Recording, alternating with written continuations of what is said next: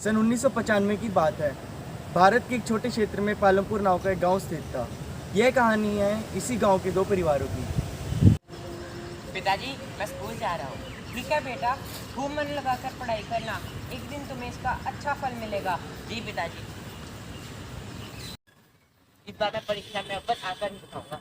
ये है आकाश, जो कि बहुत ही होनहार और होशियार बच्चा है। आज तो बंदूक को बैडमिंटन में हराकर ही रहूंगा। ये है श्रवण, इसकी खेलकूद में बहुत रुचि है, परंतु सामाजिक दबाव के कारण ये अपनी प्रतिभा का प्रदर्शन नहीं कर पा रहा। पढ़ भी लिया कर नैट, चुपचाप स्कूल जा।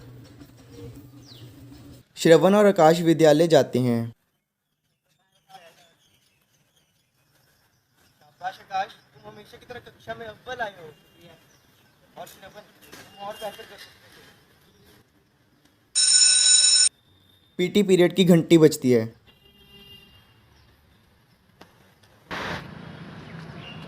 अरे श्रवण, तुम तो बिल्कुल भी नहीं पढ़ते। सुना नहीं क्या? पढ़ोगे लिखोगे बनोगे नवाब, खेलोगे कूदोगे बनोगे खराब। तुम अपने अव्वल आने का इतना घमंड मत करो, क्योंकि हर घमंडी का घमंड एक दिन जरूर टूटता है। मेरा वक्त भी आएगा। हाँ हाँ, देख लेंगे।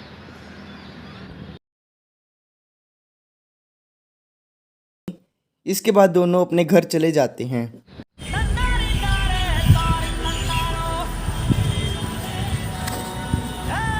क्यों सारे मुझे पढ़ाई के लिए टोकते रहते हैं? कोई मेरे हुनर की कदर क्यों नहीं करता? श्रवण, नीचे आ। जी पिताजी।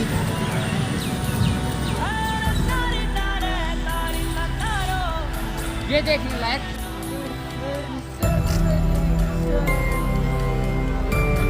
श्रवण रोते रोते बाहर चला गया। किसी की भी शक्ल पे नहीं लिखा रहता है उनका सच, इसलिए आंखें मीच कर मत करना किसी को भी यूं ही जज। हो सकता है इसीलिए खो रहा है वो बार बार अपना धीरज, क्योंकि शायद अनाज लेने के पैसे भी नहीं कर पा रहा है बेचारा। चलिए अब जानते हैं आकाश के घर की कहानी। पिताजी, मैं इस बार भी अव्वल आया हूँ। शाबाश बेटा, मुझे तुमसे यही उम्मीद थी। कुछ पाने की हो आस आस, कोई अरमा हो जो खास खास आशाएं। 12वीं की परीक्षा का परिणाम आता है। आकाश बहुत ही अच्छे अंक हासिल कर देश के एक बेहतरीन कॉलेज में दाखिला लेता है। वहीं दूसरी ओर श्रवण अपने अंकों से नाखुश होकर एक मामूली सी कॉलेज में जाता है। अब मैं अपने मनपसंद कॉलेज में आ गया हूँ। अब मैं यहाँ पर तो खूब मेहनत करूँगा। ये कॉलेज तो सिर्फ नाम का ही है। यहाँ पर भी लोग मुझे पढ़ाई के लिए ताने मारेंगे। श्रवण 1 महीने पढ़ने की बहुत कोशिश करता है, पर कभी उसका पढ़ाई में मन ही नहीं लगा। घिसट के लड़ जैसे तू कोई टूटी पतंग, सहले तू दर्द क्योंकि कभी न होगी खत्म ये जंग। घर वालों से आती शर्म कहने में जो मुझे है बनना, जब तक देता ना सबूत तो कैसे बोलूँगा यही था शुरू से मुझे करना। और तभी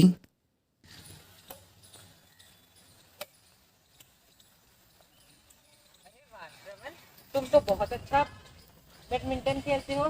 तुम हमारे बैडमिंटन क्लब में क्यों नहीं आते? कौन सा क्लब? हमारे कॉलेज में हर खेल का अलग अलग क्लब है, जिसमें बच्चे आकर अपने हुनर का प्रदर्शन कर सकते हैं।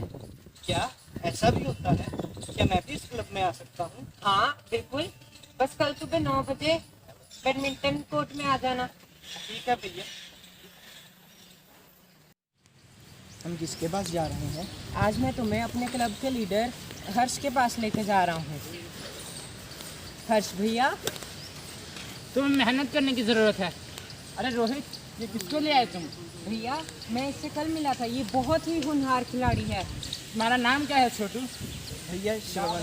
अच्छा चलो देखते हैं तुम्हारा खेल।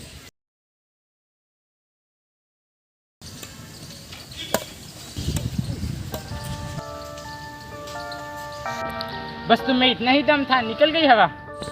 अभी तो खेल शुरू हुआ है भैया।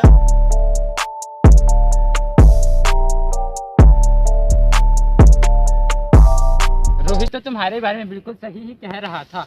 तुम तुम हमारे क्लब की तरफ से खेल महोत्सव में भाग लोगे? जी बिल्कुल। तो दोस्तों, आज होने जा रहा है इंटर कॉलेज बैडमिंटन का मुकाबला। एक तरफ है पटना की टीम और दूसरी ओर है पालमपुर की टीम। मैच काफ़ी दिलचस्प होगा।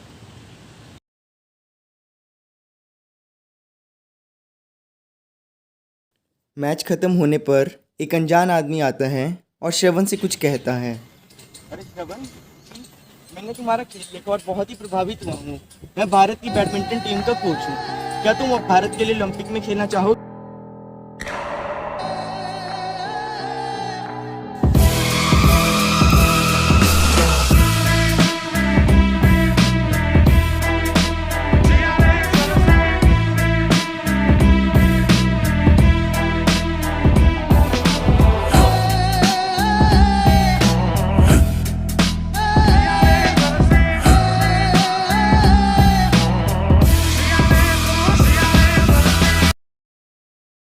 अब देखते हैं कि आकाश के जीवन में क्या चल रहा है।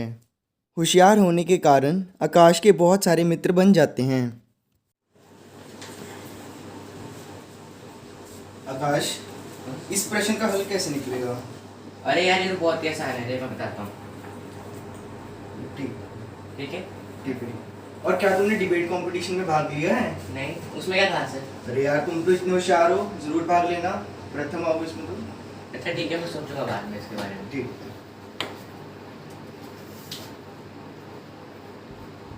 वैसे अजय ठीक ही कह रहा था, जो भी प्रश्न वो मुझसे पूछेंगे उनके जवाब तो मुझे आते ही होंगे।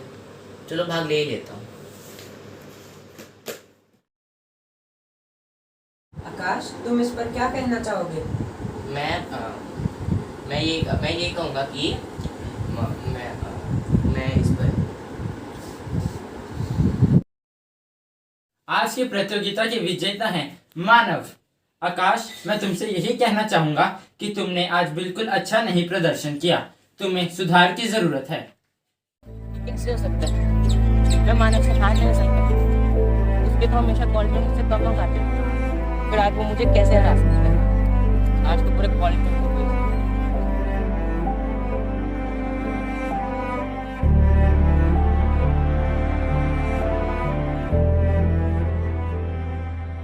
आकाश और श्रवण के कॉलेज का समय गुजरता है। आकाश अपनी हार को भूलकर फिर से पढ़ने लगता है और खूब मेहनत करता है। वहीं दूसरी ओर श्रवण के साथ एक चमत्कार होता है।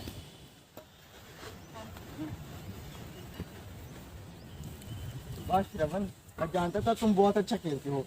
मैं तुम्हें ओलंपिक खेलों के लिए भारत की तरफ से भेजना चाहता हूँ। धन्यवाद सर जी, आपने तो मेरी जिंदगी ही बदल दी। पिताजी, आपके लिए खुशखबरी। अगर तुम्हारी नौकरी लगी हो तो बताओ, वरना मुझसे बात करने की जरूरत एक बार नहीं। सुन तो लीजिए पिताजी।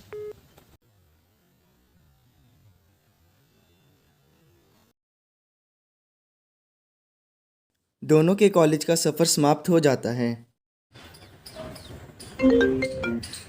नमस्ते पिताजी, आज मैं एक बहुत ही बड़ी कंपनी में नौकरी के लिए साक्षात्कार देने जा रहा हूँ। आशीर्वाद दीजिए। खुश रहो बेटे, भगवान से दुआ करूंगा कि तुम्हारी बहुत अच्छी नौकरी लगे और तुम हमेशा सफल रहो। आकाश जॉब इंटरव्यू देने जाता है। सुप्रभात सर, मेरा नाम है आकाश। वाह आकाश, तुम्हारे दस्तावेज पढ़कर मैं बहुत ही प्रसन्न हुआ हूँ। तुम बचपन से ही अव्वल आते रहे हो। तुम कल से ज्वाइन कर सकते हो। धन्यवाद सर। आकाश काम पर जाता है।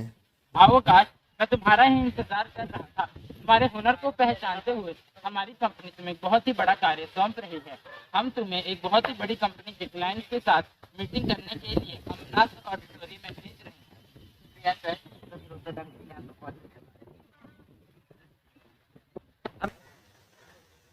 हेलो मिस्टर आकाश, आपसे मिलकर खुशी हुई। मैं उम्मीद करता हूँ आप हमारी कंपनी के लिए कुछ नया लाए होंगे। जाइए, अब स्टेज पे जाइए और अपने प्रोडक्ट के बारे में बताइए। जी सर। सर, हमारी कंपनी ने आप घबरा क्यों रहे हैं? नहीं सर, वो कुछ नहीं सर, हमारी आकाश, मैं तो सोच रहा था कि तुम बहुत होनहार हो। मुझे तुमसे ये उम्मीद नहीं थी। मैं तुम्हारी कंपनी के साथ डील कैंसिल करता हूँ। जिंदगी से हारा हूँ, मैं हूँ ऐसा लूजर।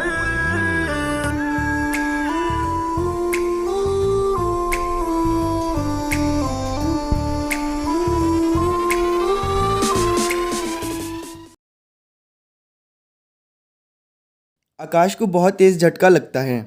दफ्तर वापस जाने पर जब वो इस सब के बारे में बताता है तो उसे नौकरी से निकाल दिया जाता है। कैसे हो बच्चों, आजकल क्या कर रहे हो? सर मैं डॉक्टर हूँ। मैं इंजीनियर हूँ सर।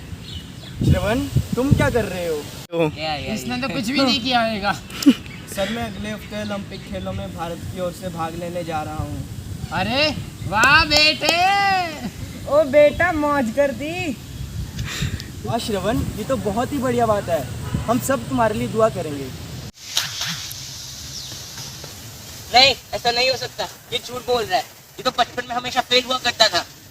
आकाश, मैंने तुमसे कहा था ना, हर घमंडी का घमंड एक दिन जरूर टूटता है। वैसे तुम आजकल क्या कर रहे हो? तुम तो किसी कंपनी में बहुत वो मुझे अपनी नौकरी से निकाल दिया। श्रवण आकाश के पीछे जाता है। मैं तो हमेशा कक्षा में अव्वल आता था, फिर आज मेरे साथ ऐसा कैसे हो सकता है? आकाश, तुम अब तक नहीं समझी? पढ़ाई ही जीवन में सब कुछ नहीं होती।